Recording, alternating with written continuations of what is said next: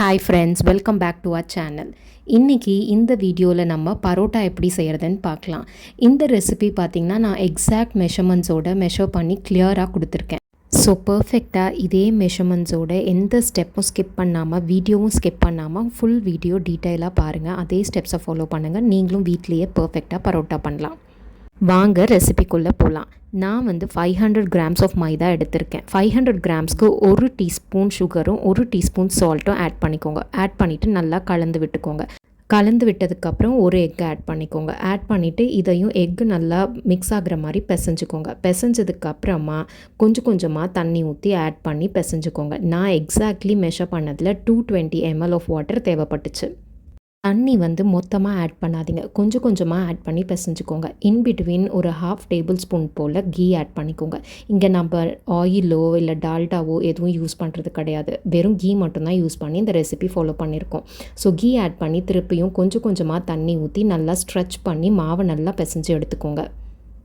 நான் யூஸ் பண்ண மைதாக்கு exactly 220 ml தண்ணி தேவைப்பட்டுச்சு. சம்டைம்ஸ் அது அப் அண்ட் டவுன் ஆகலாம். ஸோ நீங்கள் கொஞ்சம் கொஞ்சமாக தண்ணி ஊற்றி மெஷர் பண்ணி இந்த கன்சிஸ்டன்சி வர அளவுக்கு பார்த்துக்கோங்க. இந்த பாயிண்டில் பார்த்திங்கன்னா நம்ம எக் ஆட் பண்ணோம்ல, அதோட க்ரம்ஸ் அங்கே இங்கேன்னு தெரியும். அது ப்ராப்ளம் இல்லை. ஸ்லோவாக நம்ம ரெஸ்ட் பண்ணதுக்கப்புறம் அது ஆட்டோமேட்டிக்காக ரொம்ப சாஃப்டாகிடும். ஸோ எனக்கு எக்ஸாக்ட்லி 15 மினிட்ஸ் ஆச்சுங்க இந்த மாதிரி கன்சிஸ்டன்ஸ் வர்றதுக்கு. அதுக்கப்புறம் 1 டீஸ்பூன் போல் கீ ஆட் பண்ணி மாவு மேலே ஃபுல்லாக அப்ளை பண்ணி கவர் பண்ணி ரெஸ்ட் பண்ணிவிடுங்க. குறைஞ்சது ஒரு 1 hour or 2 hours இது ரெஸ்ட் பண்ணணும். எவ்வளோக்கு எவ்வளோ ரெஸ்ட் பண்ணுறீங்களோ அவ்வளோ நல்லாயிருக்கும். கண்டிப்பாக மினிமம் 1 hour ஆகுது நீங்கள் ரெஸ்ட் பண்ணணும். அப்போ தான் மாவு நல்லா சாஃப்டாக ஸ்ட்ரெச்சியாக இருக்கும். அதுக்கப்புறம் மாவு எடுத்து நல்லா ஸ்ட்ரெச் பண்ணி இழுத்து பிசைஞ்சுக்கோங்க. பிசைஞ்சு நல்லா மாவை உள்ளே தள்ளி திரும்பவும் ஒரு பால் மாதிரி ஃபார்ம் பண்ணிக்கோங்க. ஃபார்ம் பண்ணி எடுத்துகிட்டு திரும்பவும் கீ அப்ளை பண்ணிவிட்டு ரெஸ்ட் பண்ண விட்டுருங்க. இதுவும் குறைஞ்சது ஒரு 30 minutes to 1 hour கண்டிப்பாக ரெஸ்ட் பண்ணணும். மினிமம் 30 minutes ஆகுது வைக்கணுங்க. இப்போ பார்த்திங்கன்னா நம்ம அந்த எக்கை ஆட் பண்ண எந்த க்ரம்ஸும் இதில் தெரியாது. லாஸ்ட் டைம் நம்ம ரெஸ்ட் பண்ணுறதுக்கு முன்னாடி அந்த க்ரம்ஸ் இருக்கும், இவ்வளோ ஈவனாக இருந்திருக்காது. ஆனால் இப்போது அப்ளை பண்ணும்போது பார்த்திங்கன்னா நல்லா சாஃப்டாகவே இருக்கும் மாவு. 30 மினிட்ஸ்க்கு அப்புறம் பார்த்திங்கன்னா மாவு இன்னும் சாஃப்டாக நல்ல ஸ்ட்ரெச்சியாக இருக்கும். இப்போது எடுத்து என்ன பண்ணுங்கள், ஓரளவுக்கு மீடியம் சைஸ் பால்ஸ் போல் எல்லாம் பிரித்து சின்ன சின்னதாக போட்டு நல்லா ரோல் பண்ணி வச்சுக்கோங்க. ஸோ 1/2 கிலோ மாவுக்கு பார்த்திங்கன்னா எனக்கு எக்ஸாக்ட்லி ஒரு 10 பரோட்டா போல் வந்துச்சுங்க. ஆல்மோஸ்ட் எல்லாமே ஒரே சைஸில் தான் இருந்தது. ஒரு பாலும் செப்பரேட்டாக எடுத்து மாவு கொஞ்சம் கொஞ்சமாக உள்ளே தள்ளி எந்த கிராக்ஸும் இல்லாமல் அழகாக ஒரு பால் மாதிரி பண்ணிக்கோங்க. கை வச்சு ரொட்டேட் பண்ணிங்கன்னா அழகாக பால் மாதிரியே வந்துடுங்க. ஸோ 10 பீஸும் அதே மாதிரி ரோல் பண்ணி எடுத்து வச்சுக்கோங்க. எடுத்து வச்சதுக்கப்புறம் திரும்பவும் கொஞ்சமாக கீ அப்ளை பண்ணி ரெஸ்ட் பண்ண விடுங்க. இது ஒரு 10-15 மினிட்ஸ் போல் ரெஸ்ட் பண்ணால் போதும். எவ்ரி டைம் நீங்கள் ரெஸ்ட் பண்ணும் போது கவர் பண்ண மறந்துடாதீங்க. ஏன்னா கவர் பண்ணாமல் விட்டுட்டிங்க அப்படின்னா மாவு ரொம்ப ட்ரை ஆகி கிராக்ஸ் ஃபார்ம் ஆகிடும். 15 மினிட்ஸ்க்கு அப்புறம் பார்த்திங்கன்னா மாவு லைட்டாக பெருசான மாதிரி தெரியும். ஆனால் அது பெருசாகல, கீழே லைட்டாக ஸ்ப்ரெட் ஆகிருக்கும். ஸோ ஒன்றா எடுத்து ரோல் பண்ண ஆரம்பிச்சிருங்க. இதுக்கு சப்பாத்தி கட்டை எடுத்திங்கன்னா பெட்டர் ஆப்ஷன். இது என்னென்னா சப்பாத்தி ரோல் பண்ணுற மாதிரி நம்ம பண்ணக்கூடாது. சப்பாத்தி ரோலர் வச்சு நீங்கள் ஸ்ப்ரெட் பண்ணிக்கணும். நல்லா இழுத்து விட்டு தேய்ச்சிக்கணும். ரோலிங் பின் வச்சு நல்லா ஸ்ட்ரெச் பண்ணி விடுங்க. எல்லா கார்னர்ஸ் இது ரவுண்ட் ஷேப்பில் வரணும் அப்படிங்கிறதுலாம் இல்லை. எவ்வளோ தூரம் ஸ்ட்ரெச் பண்ண முடியுமோ ஸ்ட்ரெச் பண்ணிக்கோங்க. சென்டரில் திக்காக இல்லாமல் பார்த்துக்கோங்க. இது சப்பாத்தி தேய்க்கிற மாதிரி தேய்க்கக்கூடாது. மாவு ஒரே சைடில் ஸ்ட்ரெச் பண்ணி விடணும். திருப்பி போடாதீங்க. மேக்ஸிமம் ரோலிங் பின் வச்சு எவ்வளோ ஸ்ட்ரெச் பண்ண முடியுமோ பண்ணிக்கோங்க. அதுக்கப்புறம் நம்ம ஃப்ரீ ஹேண்ட்ஸ் யூஸ் பண்ணி ஸ்ட்ரெச் பண்ணிக்கலாம்.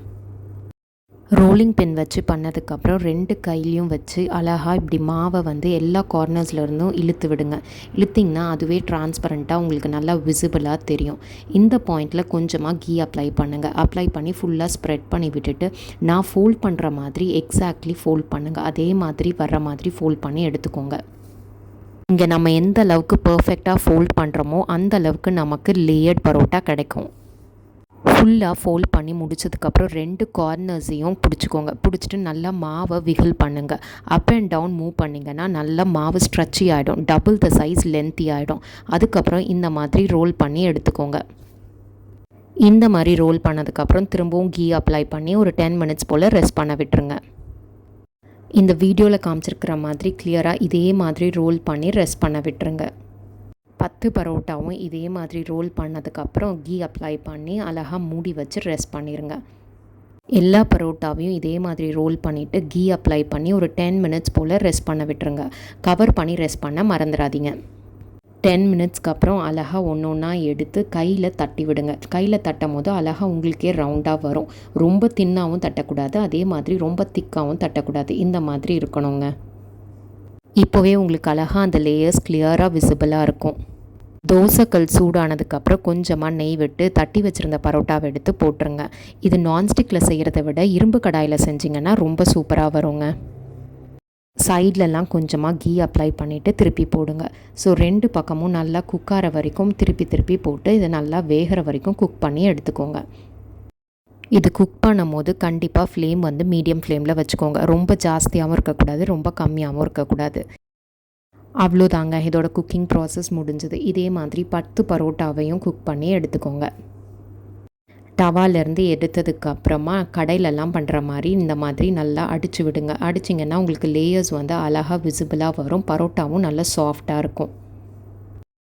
மாவு பிசையும் போதோ இல்லை குக் பண்ணும் போதோ ஒன்று கீ ஆட் பண்ணுங்கள், இல்லாட்டி ரிஃபைண்ட் ஆயில் ஆட் பண்ணுங்கள். கடலெண்ணெயோ நல்லெண்ணெயோ கண்டிப்பாக யூஸ் பண்ணாதீங்க.